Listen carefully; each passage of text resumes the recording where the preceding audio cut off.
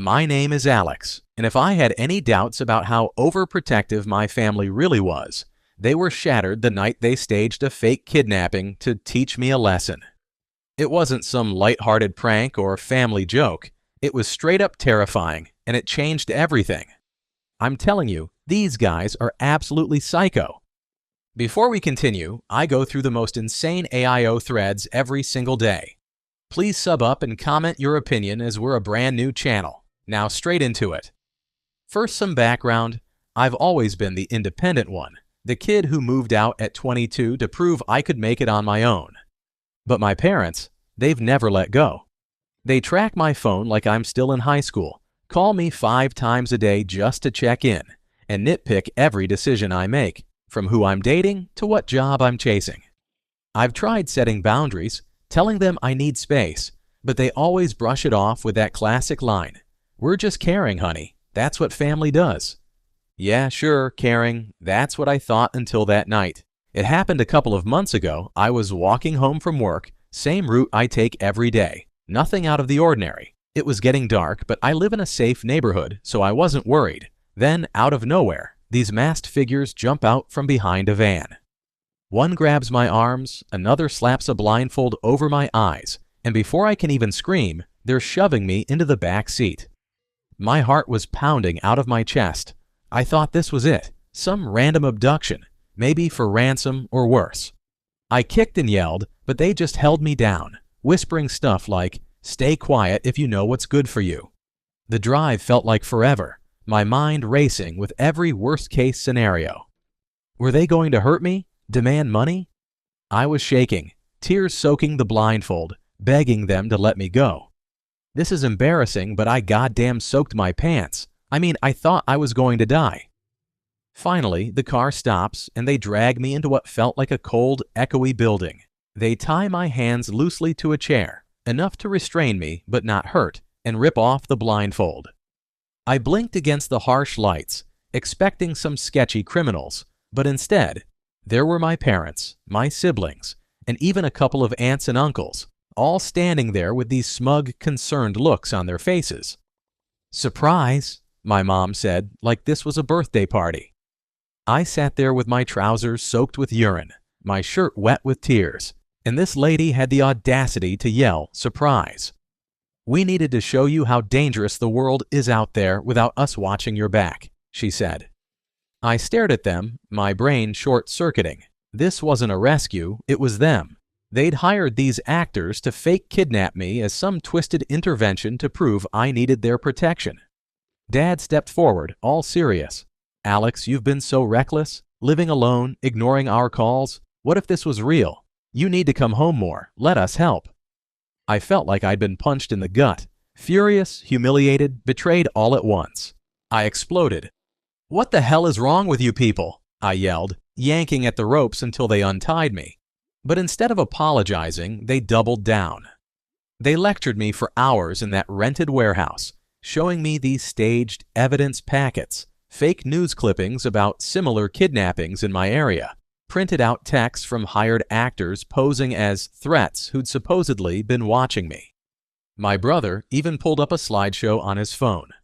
Reasons Alex needs family oversight, complete with screenshots of my location history and call logs they'd been tracking. It was insane, like they'd planned this for weeks. I tried to storm out multiple times, but they'd block the door, saying, "We're not done talking." Mom started with the tears. "We love you so much, Alex. This is because we care. Don't you see how vulnerable you are?" Dad piled on the guilt. "After everything we've done for you, raising you, supporting you, you're just going to walk away." It turned into this emotional standoff, them circling me with hugs and pleas, making me feel like the bad guy for wanting independence. I was trapped, my phone confiscated for the lesson, and by the end I was exhausted, humiliated, and questioning if I was overreacting or if they were truly unhinged. I finally got out of there around midnight, after promising to think about it just to make them let me go. I Ubered home, slammed the door, and collapsed on my couch, my hands still shaking from the adrenaline. How could they do this? Fake a crime to control me? I didn't sleep that night. I was too busy piecing it together. The next day, I started digging. Turns out they'd hired this shady event company online. Think those prank services that stage fake scenarios for birthdays or proposals, but way sketchier. I found emails in our family group chat. They'd accidentally left me in the planning thread, idiots, with geotagged photos of the warehouse scouting, props lists, blindfolds, fake ropes, and even non-disclosure agreements for the actors. But these guys were amateurs. The photos had location data enabled, pinning everything to a seedy industrial park. And the company? No legit reviews, just a bare-bones website that screamed scam. That's when things got interesting. I work in cybersecurity. Hacking is literally my job. Ethically, of course. So I followed those digital trails like breadcrumbs. I traced the company's domain, cracked into their poorly secured client portal, using public exploits, no big deal for someone like me. And boom, records of the whole stunt. No permits for the abduction simulation, zero safety protocols, and get this, they'd even joked in internal notes about how realistic it needed to be, skirting right up to assault charges. Potential felonies if reported, since faking a kidnapping could count as false imprisonment. I had it all. Timestamps, payments from my parents' credit card, even chat logs where mom specified, "Make it scary so Alex learns." I sat there staring at my screen, evidence glowing back at me. They thought they could terrorize me into submission? Now I had the upper hand, leverage that could lead to a lawsuit, police involvement, or at least public embarrassment if I leaked it anonymously. But here's where I'm torn. Part of me wants to forgive and move on. They're family, right? Maybe they meant well in their twisted way. But the other part? I want to turn the tables. File a report, sue the company, and name my family as clients who bought their illegal services. Force those permanent boundaries they've ignored for years. Make them face real consequences for once, instead of guilting me into compliance. It's been a week of radio silence from them. They're probably waiting for me to come around like always. But with this dirt in my hands, I could blow it all up so quickly and easily. Am I overreacting for considering legal revenge? Or is this exactly what they deserve after crossing every line ever? The 5 best comments now. NOROP. This reminds me of my ex's family.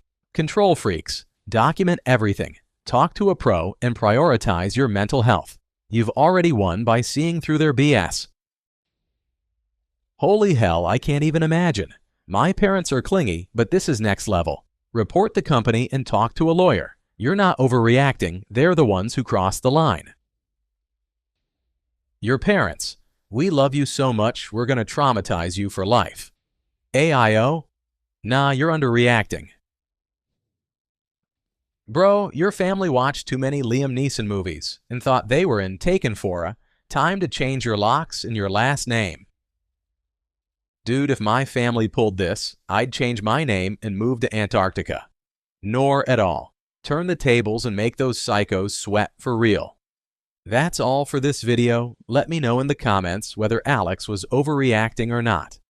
Until tomorrow for another Am I Overreacting video. Thanks for watching.